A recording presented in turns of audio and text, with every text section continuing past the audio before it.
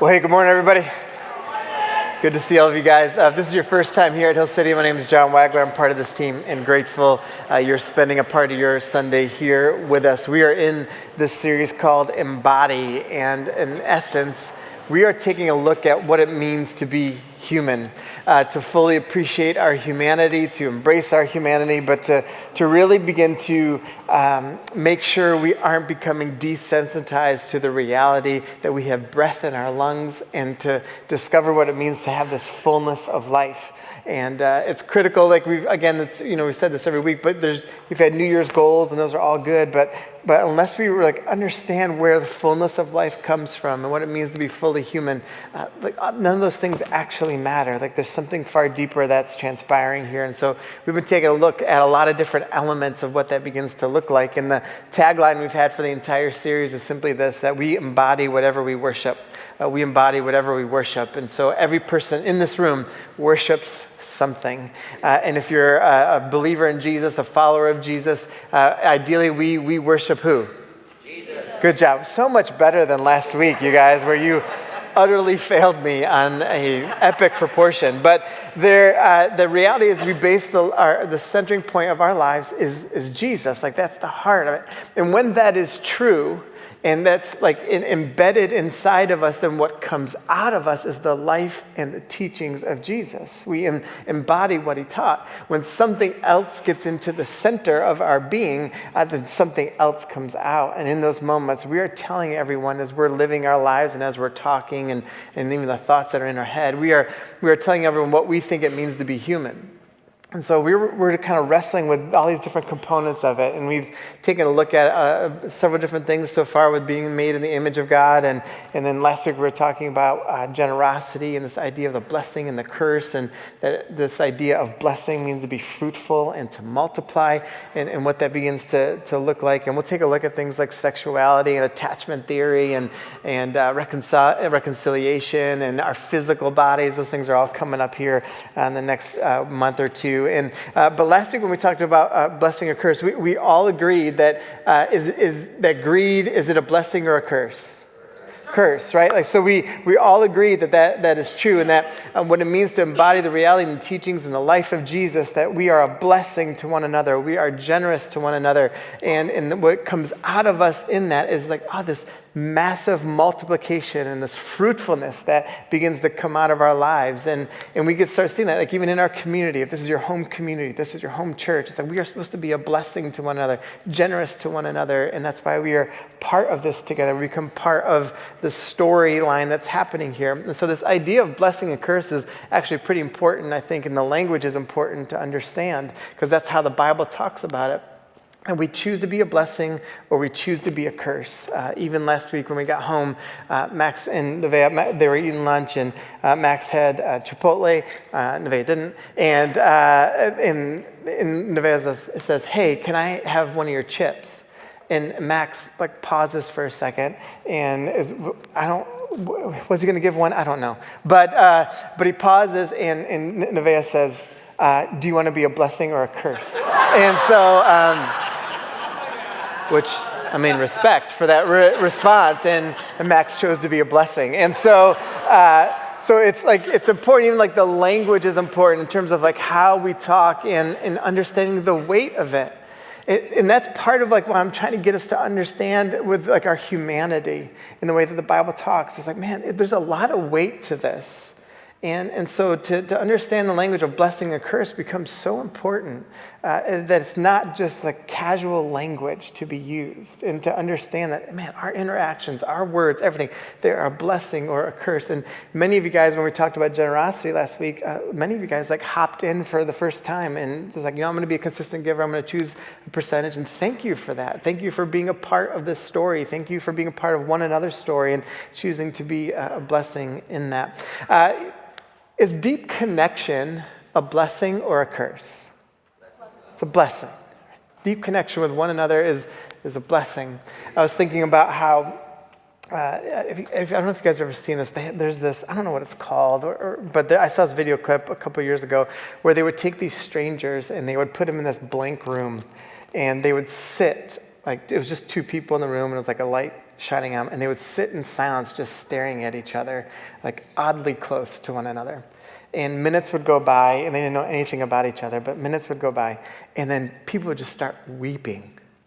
And it was like example after example after example of this happening. And at one point, one of the people actually, they started dating and got married. I'm not saying that's how you do it, but there's, but I was like watching this video, and I was thinking to myself, man, like the need for humans to have deep connection is so powerful, and it can happen in silence, like just staring at one another. That there's something that we're hardwired for this deep connection with one another, and we don't get that all the time. We have a loneliness epidemic. You have the younger generations. Everyone's facing it, but the younger generations are the loneliest generations in the history of the world. And so just like process that for a second. One, as parents and as community, the need to understand, like to help like younger folks get connected. Now it's impacting millennials and Gen Xers and boomers as well. But man, when we're looking at if we really care about the next generation, we got to understand what it means to have a community that has deep connection with one another, so they see it and experience it. And there's a lot of that here in our community, and to be celebrated. But it becomes so critical. In 2015, psychologists came up with this term called touch deficiency syndrome. That it is an epidemic in all ages right now. That we don't, they were talking about how we don't like high five enough, we don't shake hands enough, we don't hug enough, like we're not around each other enough. And because I get it, like some stuff has happened, but this was transpiring before COVID. So this was coined before COVID even happened. And so you could imagine then how that became like a bigger deal. But we all need, I think Lacey says this, is it 8 hugs, Lace, that you need a day? Lacey always says this to our family. I don't even know if this is true, so you might want to fact check this. But like, she always tells us that we all need 8 hugs a day to simply get by. Is that right, Lace? To get by. And how many to thrive? 12. And so, I don't know if like a hugger came up with that stat or what, but what we need is like we need contact. We need to be in each other's presence, and you need this kind of connection. Like we desperately need it. Like we're designed for it. It's part of our humanity. It's part of how we begin to embody what it means to be human.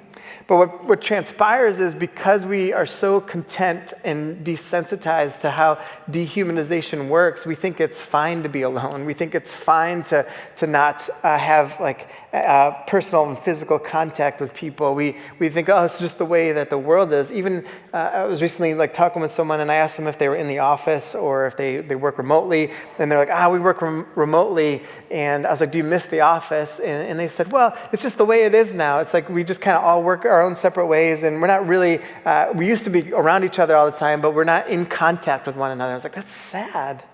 And I get it, like there's some beauty to having some flexibility, like we have some here on our staff, but I can't imagine like being okay with just always being secluded from other people.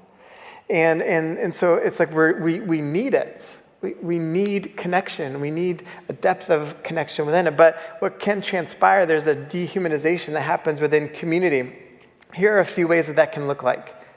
And I'm just trying to present a problem that we see around us. But a dehumanizing community, here's what it can look like. We keep it too casual, where we just kind of consume one another. You pop in and out of things, and we don't show up like we should. We're not as committed as we should be to one another. It's just really casual. Our communities are really casual. We have a lack of engagement, and so in the church setting, it's like we don't serve, give, or grow. We just kind of come and we pop in. So we're casual, so we pop in, pop out, we consume what we want, we leave, and there's not really a depth of connection. That lack of engagement also leads to a lack of curiosity with one another. And we don't appreciate the differences and people's different cultures and contexts that begin to happen. And when you don't appreciate curiosity for one another, what you'll get is a community of kind of sameness. It's like homogenous. And what sameness is actually a curse in the Bible. It's the Tower of Babel story is about, everyone just wanted to be the same, where God made us diverse. And everyone it's like everything's just got to be the same. And that's not what the Bible intends. That's not what God intended. We're supposed to appreciate diversity and appreciate different contexts and cultural expressions. That's the beauty of humanity. That's what it will be like in heaven.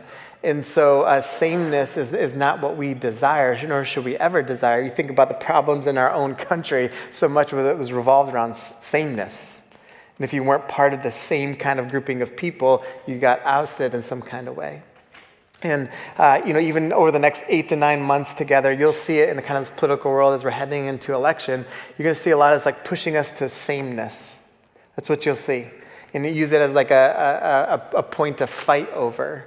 And that's a curse. But the blessing is appreciating context and cultural differences and different ethnicities and people's perspectives. But when we lack engagement, we're going to miss out on these things. Destructive words is another one. Obviously, social media has made us more mean. And we accept things that are destructive. Think about, if you kind of process for a second, like how do you talk about people that are different than you? Or, how do you stereotype people? Or how do you label people? Maybe you talk about people, like if you're a female, the way you maybe talk about men, or vice versa. Like what does that look like? And are those words destructive? Are they dehumanizing in any kind of way? I remember not that long ago, I was in a room. Well, it was in college, so it was a long time ago. I was in college, and I was over a friend's house, and we were watching NFL football together. I was with his family. It was here in Virginia. And so this is in the late 1990s. And I'm watching football, and his family is talking about how a black quarterback could never win in the NFL because they're not smart enough. And I'm thinking about, they're just athletic. And I was thinking about it as I was writing my notes this week, and I was like, man, in my lifetime, the dehumanization like that has been so prevalent. This is not some foreign, long ago thing. And so you see these things that we do with one another. And people, and it's not just a white-black thing or a black to white thing or a brown thing. Or it's people do this stuff all the time, dehumanizing one another. And it's like paying attention. It's like, when we do that, it's a curse. It is a curse. And so it becomes so important with our words. And the last thing is we become screen dependent. Are there more things than these four? Yes, these are just the things that popped into my head. There are more things than this. We become screen dependent in our communities, and we see this a lot. I'm not saying to be anti-phone and never touch your phone or anything like that. I enjoy reading articles. I enjoy some of that stuff too. But man, when we're screen dependent, it can dehumanize because you're not even picking up your eyes to look at one another. The amount of people now that I'm around that can't make eye contact when they're talking is insane. And so it's like, man, we're becoming so dependent on a screen. Again, we're the loneliest generation in history. We begin to see some of this that our screens do. They make us distracted and delusional and disconnected. Is there a place that it can be good? Sure. But this is what we see with our screens. Think about family dinners and what you see with people, or think about friends and times and how much that's shifted and changed. Our kids got a phone this year that when they got into high school, and were they the last kids in their grade? Maybe, I don't know. Were they happy about it? No. And but they had every right to want a phone. That's fine. There's nothing wrong with that desire. But what they will tell you is, and what we used to see a lot more was, I remember 2 years ago they had a birthday party, and I remember seeing several of their friends on their phones, and they weren't because they didn't have one. They had iPads at that point in time, so it'd be weird to do that. But to see the lack of connection like that, and it's not just a young person problem. We see that with adults too. But it's understanding that in these moments we're dehumanizing one another because you can't fully engage and you can't fully see one another. Now, I'm not saying throw your phone away and never use it. I'm not saying that. I'm just saying become more aware, because we're dehumanizing one another in the process. Through all that dehumanization, you start thinking like everything's so hateful. Like one of the things we see on social media or on TV or whatever is you think, man, the world is so hateful. I'm not so sure it's as hateful as it seems, because what we see in front of us, whether it's on whatever news you watch or on social media, it's such a small portion of actual human interaction. I'm not sure it's like as hateful as it is, but you do see that people are hurting. And they're lonely, and they can't deal with things. And it reminded me of a quote I saw from James Baldwin not that long ago, and he said this: I imagine one of the reasons people cling to their hate so stubbornly is because they sense once hate is gone, they will be forced to deal with pain. And it seems like, when we're so disconnected and we're missing this, attachment to one another, when we're missing the depth of our humanity, it's like we can't even heal from pain.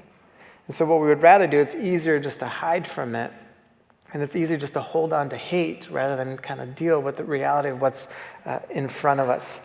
See, when you think about what the church should be in the midst of all of this, like we should be the best at community.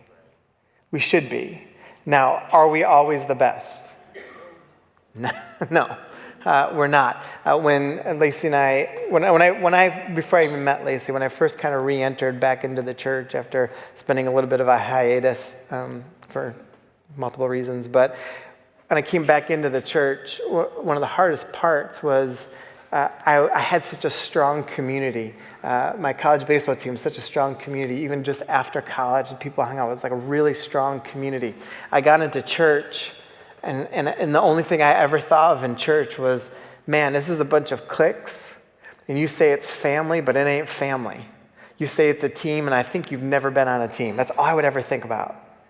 Because the church, my church experience coming out of that was like everything seemed so fake.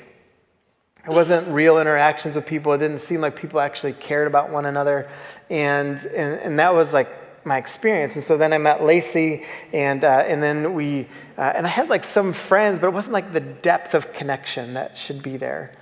And there were some good things in there too. It wasn't all bad, but and then we started dating and we got engaged and then married, and then we struggled just finding like really good friends for a long season of time in the church. We served all the time. We actually ended up being on staff, and then we started a youth ministry, and eventually started a college ministry. So with the college ministry in particular, we're like, let's just make them our friends and be our community. And they were younger than us, but they became our people. And many of them still are, and so then eventually it took about 9 or 10 years for us to find like good quality friends our age, and it was like fascinating to see that and be a part of that, and we have that now in our lives. But you start seeing that, man, just sometimes it takes time. Sometimes church is not the best at doing it. The culture isn't there. Can be a mixture of different things. Maybe some of it was us too, but we were starving for it, and we needed this thing. And it's like, man, why is this like this in church? Of all places. Of all places. And why do I keep hearing people say things like, man, my non-Christian friend actually showed me way more love than the Christian person that I know? Why is that? Because what that person is describing is that my Christian friend is actually not a blessing, that they are a curse. You start seeing, like, what does it mean? Like, Jesus certainly taught very differently about it. And essentially what Jesus would teach is that a community that is a blessing sees, commits, and humanizes one another. Like, we are committed to one another. We see one another. Like when there's a story in the Old Testament with Rahab or Hagar, and she thinks God has abandoned her, and God comes and blesses her, and she's like, oh, you are the God who sees. So if we embody the reality and the truth of Jesus, then we are people who see one another. One of the worst things you can do to someone else is not see them. That's why screens become such a big deal too, because you can't really see people.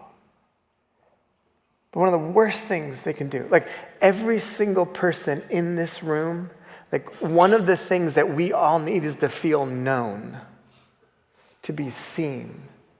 Now I know in a room like this, not everyone's going to see one another. I get it. But we all need a couple of people to know us and to see us for who we are, just like God does.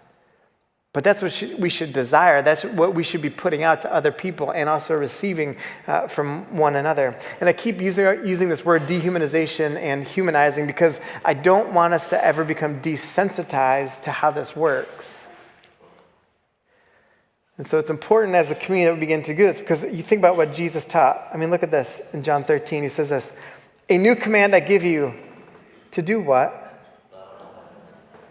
As I have loved you." Now this one right here is really important. Sometimes the reason that we aren't like having like a community of love, and again, we do this very well, y'all. Not perfectly, but we do this well as a community, but I'm trying to encourage and push us even further.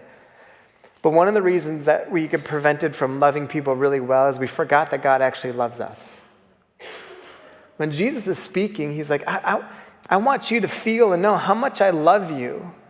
Because when you feel and know how much I love you, then that's the love that you can then put out to someone else. But if you forget that part, then you won't be able to love others like you should.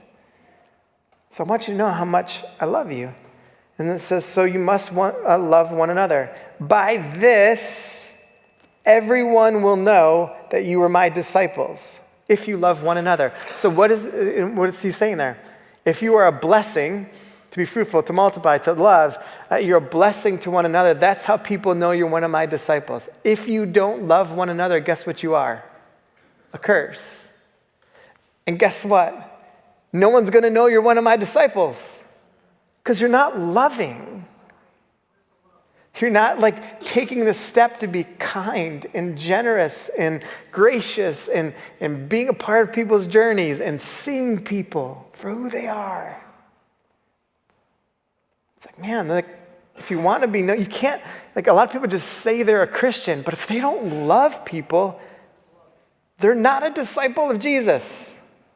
They just happen to know him by name. So it's about, it's about a depth of love that we challenge ourselves to. And to love people means to also love people that maybe you don't get along with perfectly. Maybe they're a little difficult. Or maybe your personality doesn't match up 100%. Or maybe they like different things than you do. But part of love is being curious. Part of love is understanding one another. Part of love is engaging people that maybe aren't the easiest people for you to be around. Because guess what? As amazing as you are, someone probably thinks you're tough to be around. And so it's like just understanding that part of how this begins to work with one another. Jesus also says this in John 15, greater love has no one than this, to lay down one's life for one's friends. You are my friends if you do what I command. I no longer call you servants because a servant does not know his master's business. Instead, I have called you friends. For everything that I learned from my Father, I have made known to you. You did not choose me, but I chose you and appointed you so that, I love that phrase, you might go and bear what? Do you see what, the Bible is so cool. Like it's bringing us back to this idea of fruit. And to be fruitful and multiply is a blessing. So it's like, if you follow what Jesus is talking about, we bear this fruit that will last, meaning it's eternal. And so that whatever you ask in my name, the Father will give you. This is my command, to love each other. Now, I know this verse gets typically talked about with war and everything else. It's not about war. It has nothing to actually do with that part of it. Because what Jesus is talking about is if you follow me, it's about like this is what it looks like to serve and sacrifice for one another. And I get it. I understand the reason why people talk about it when it comes to war. It just doesn't have anything to do with that. Because even like the reality Jesus teaches to love your enemies. So in the context of war, this part doesn't even make sense. However, what we're seeing here is just like this is the command. Like this is the kind of sacrifice that we should have for one another. To serve one another. To be generous to one another. To be gracious and kind to one another, to have this depth of love and connection that is commanded of us. That when we embody what Jesus taught, and when we embody like who he is, that this is what like pours out of us, this kind of love and this kind of community. When I was thinking about this part, and you think about the dehumanization of different things and what takes place. And dehumanization means that what you're doing is you're decreating things. So it's like more, it's not about life, it's about death, and kind of this culture of, when it's a curse, it's like a culture of death. And I was thinking about how, in these little moments, like how sacred like a moment like this is together, to gather together. There's something that transpires when you sing together. Online is a beautiful tool. It is. And if you're watching online today, thank you for watching. And it's a way to start to be connected, but you're actually not fully connected until there's a human connection. And so when we sing together, when we raise hands together, there's this moment a couple months ago where we're singing More Than Able, and we talked about, if you need a miracle in your life, raise your hands. And then we're all going to raise our hands together. And it's this beautiful moment of every hand raised in the entire room singing More Than Able together. You can only get that like in person together. You can't get it anywhere else. It's like these little moments are so sacred. It's this connection that begins to happen together that set things in motion. You'll start to have, and the more you show up and the more consistent you are, you in person. And I get it, like, you know how people start sitting in the same place all the time? Like, every Sunday, I know Mark's going to be right there. If someone's in Mark's seat, I'm like, I don't know, man. I don't know, that could get wild really quick. And but I know like the Clovers are going to sit right here. And like like where people are sitting in the place. And sometimes like I want to switch seats, but you're like, I don't know, they usually sit there, but if I sit there, I don't know what's going to happen, right? And it's a weird thing that's in church culture, and I get all of that. But there is something about like the more you keep showing up, and then all of a sudden you're out in, you're having dinner somewhere in Richmond. And because the people are just kind of always around, you're like, hey, don't you sit to the left of the stage all the time? And they're like, yeah, how did you know? It's like, I don't know, I sit on the right of the stage, and I just look across and I see you all the time. I don't even know your name, but like, don't you go to Hill City? It's the beauty of connection. It's the beauty of showing up for one another. It's this beautiful thing that starts to happen. And these little engagements become such a big deal. And I was thinking about this quote from Eugene Peterson, who said this. He said, the church is a colony of heaven in a culture of death. The church, that's where we're supposed to be. And again, y'all, as an encouragement, there's a lot of this that we do very well. Very well. This is not about coming down on anyone. This is just more, again, I want to light a fire and inspire us even more to see like the beauty of all of this together. I was thinking about this part, and I'm going to close out here in just a minute. But I wanted to show you this clip from one of my favorite movies of all time called Good Will Hunting.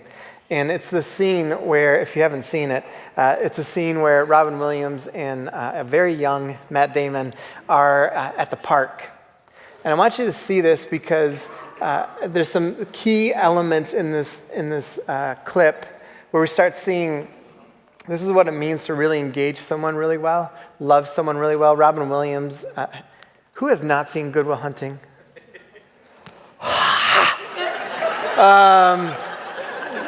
All right, you're in high school, it's fine. You should still see it. You should watch it, okay? For the rest of you guys know it. Robin Williams is a psychiatrist. Matt Damon is this genius from a poor neighborhood in Boston, and he's got a lot of trauma. He's pretty broken. He has, prior to this, really hurt Robin Williams. Like, it's really messed him up because he made fun of this painting, essentially, that was like really a pivotal thing for Robin Williams' life in connection to his wife, who had since passed. And so we pick up this scene where we start seeing like, Matt's whole life has been like essentially in a cursed community and dehumanized, and that's what Matt Damon does to Robin. And watch how Robin responds back to him. So let's take a look. So what's this? A taster's choice moment between guys? This is really nice. You got a thing for swans? Is this like a fetish? It's something like maybe we need to devote some time to? Thought about what you said to me the other day about my painting. Stayed up half the night thinking about it. Something occurred to me. I fell into a deep, peaceful sleep and haven't thought about you since. You know what occurred to me? No. You're just a kid. You don't have the faintest idea what you're talking about. Why, thank you. It's all right. You've never been out of Boston. Nope. So if I asked you about art, you'd probably give me the skinny on every art book ever written. Michelangelo. I know a lot about him.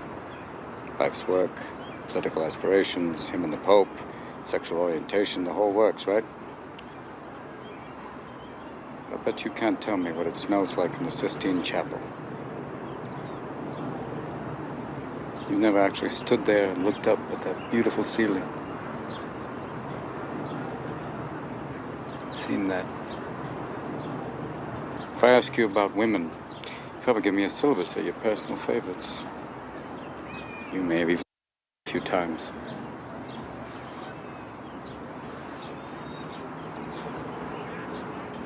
But you can't tell me what it feels like to wake up next to a woman and feel truly happy. You're a tough kid. I ask you about war, you probably throw Shakespeare at me, right? Once more into the breach, dear friends. But you've never been near one. You've never held your best friend's head in your lap and watch him gasp his last breath looking to you for help. I ask you about love, you probably quote me a sonnet.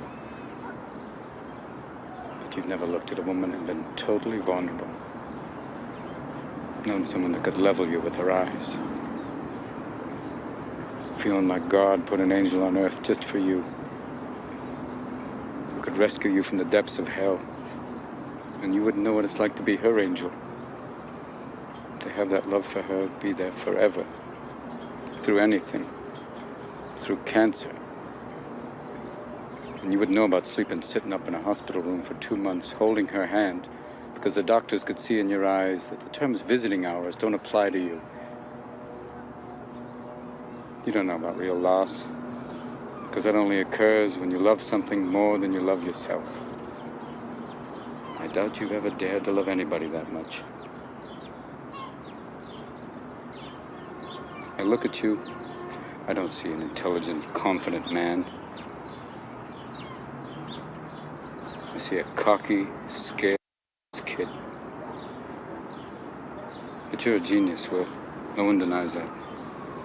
No one could possibly understand the depths of you. But you presume to know everything about me because you saw a painting of mine. You ripped my life apart. You're an orphan, right?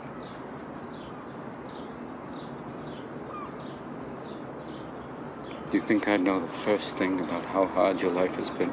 How you feel, who you are, because I read Oliver Twist? Does that encapsulate you? Personally, I don't give a about all that, because you know what? I can't learn anything from you. I can't read in some book. Unless you want to talk about you, who you are. Then I'm fascinated. I'm in. But you don't want to do that, do you, sport? You're terrified of what you might say.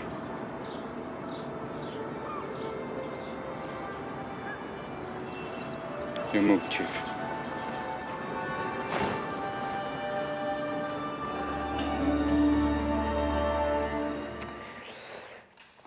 There are a couple of things that we see in this clip with Robin Williams and how he begins to approach this person. I love when he goes, I'm fascinated and I'm in. And I wonder how much or how often we engage one another like that. I'm fascinated and I'm in. And, at some point in time, of course, there's this kind of reciprocal thing that has to happen, but it's like, I'm fascinated and I'm in. That's what Jesus has done for us, and that's what we're supposed to put out to other people. I'm fascinated and I'm in. And there's this part where then he says right at the end, it's like, your move, Chief. And for some of us in this room, that's the reality. Like, it's your move. Like, whether or not have you been too casual, or you're just lack of engagement, it's your move. For others, it's like, no, you've got to, it's your time to be like fascinated by one another. And to see what it really is to see each other and to be in and part of the story. And I just want to highlight a few quick things here. Here are 3 indicators of a community that's a blessing and not a curse. There's stability, vulnerability, and commitment. I'm not going to go into those a ton, but I just want to put those in front of you. Stability, vulnerability, and commitment. Stability is this reality. We live in a world of wanderers and explorers, and there's a part of that that's okay because there's curiosity involved. But we need stability. Stability is what sets the foundation. St. Benedict was a monk, and he talks about the vow of stability and how important that is. To really make a difference, to really be connected to a community, to really be connected to other people, you need stability. And to understand what that can transpire. I'm not talking about, sometimes people are like, oh, stability is so boring. Well, stability without curiosity is boring. Stability without curiosity is complacency. Stability without curiosity is you're entering a world of sameness. But stability with curiosity means like you're fascinated and you're in, but there's a grounding to who you are. Vulnerability is another piece to this that we really see. Vulnerability is he's tapping into so much of Matt Damon's story as an orphan, but he's also being vulnerable himself, exposing what the desires of his heart are and what his life is really about. We see this so much. Jesus is teaching at one point. He has John, one of his disciples, John the Baptist, is there, and John has disciples himself. And at one point in time, some of John's disciples see Jesus, and so John is like, "Hey, that's the guy I'm talking about. That's the Lamb of God." And they all go running near Jesus and go up to him, and Jesus turns to them and he goes, "What do you want?" And in that moment, he's asking them, "What's the desire of your heart? I want you to be vulnerable while you're actually following me. What's really going on? I'm fascinated by who you are, and I'm in, but I need to know what you're about." So there's a vulnerability that begins to transpire within a healthy community, a life-giving community, a community that's actually a blessing. And that community, and I get it, vulnerability is not easy for many reasons, and you don't need to be vulnerable with everyone. I say this all the time. You do need some people to be vulnerable with. Not everyone. If you meet someone at 2 minutes to talk, and that's not the time, right? And so, but man, you do need a couple of people in your life. And so that's what a healthy community is. That's what a community that's a blessing. And then you need to be committed to one another. Committed to grow, committed to learn, committed to train, committed to show up, committed to be fascinated and to be in.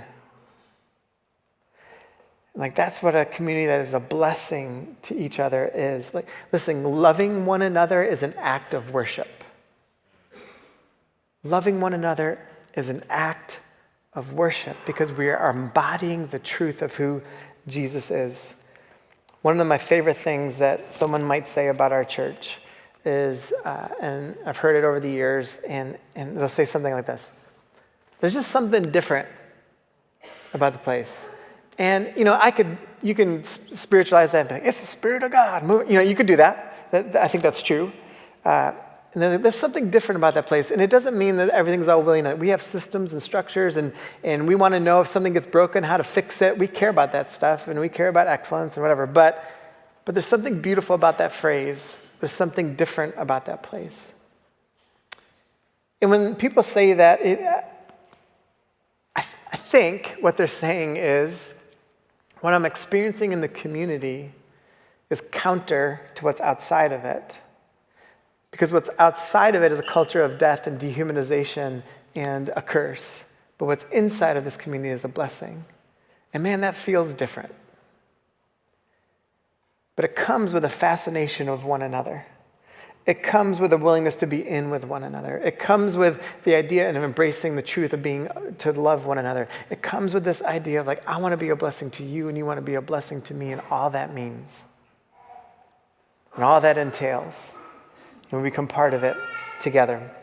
And that's where we become fruitful and we multiply. Let's pray.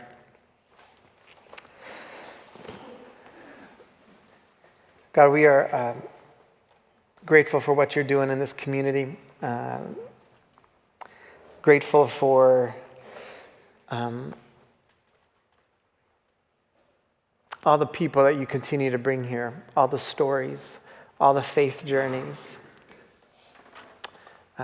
My prayer, God, is that we want to be a blessing as a community. We want to be fruitful. We want to multiply. We I pray that we want to be fascinated with one another because you're fascinated with us. I pray that we would want to fully embrace the reality that to love one another well is an act of worship.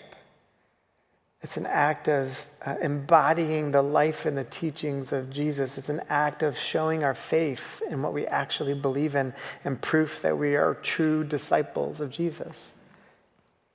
I pray that we will want to be a blessing. If we are somehow shortchanging our community, I pray that we want to step into what it means to be a blessing and turn away from what it means to be a curse. God, I also just want to celebrate the goodness of roughly 9.5 years of this community. And man, there's so many elements of this teaching that we really do well, whether it's in community groups or on Sunday mornings or in our discipleship groups, kids ministry, youth ministry. Like there's so many different elements that kind of pour into this. But God, I pray just that we will, like every single one of us, will just be a little more sensitive, a little more open, and a little more fascinated. That's when we're going to see one another well, discover more of you in the process, God, and the fullness of life will be truly fantastic. And in the words of Robin Williams, I guess it's just our move, Chief. And so, God, we thank you for what you're doing. Love you, and we give those to you. In your name we pray. Everyone said, Amen. If you guys have prayer needs, there'll be people on either side. If you're new, we'd love to meet you on your way out.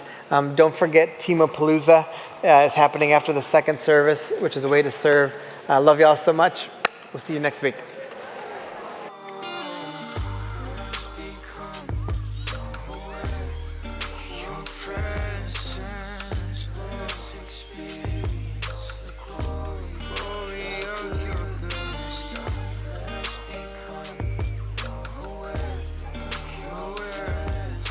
Presence.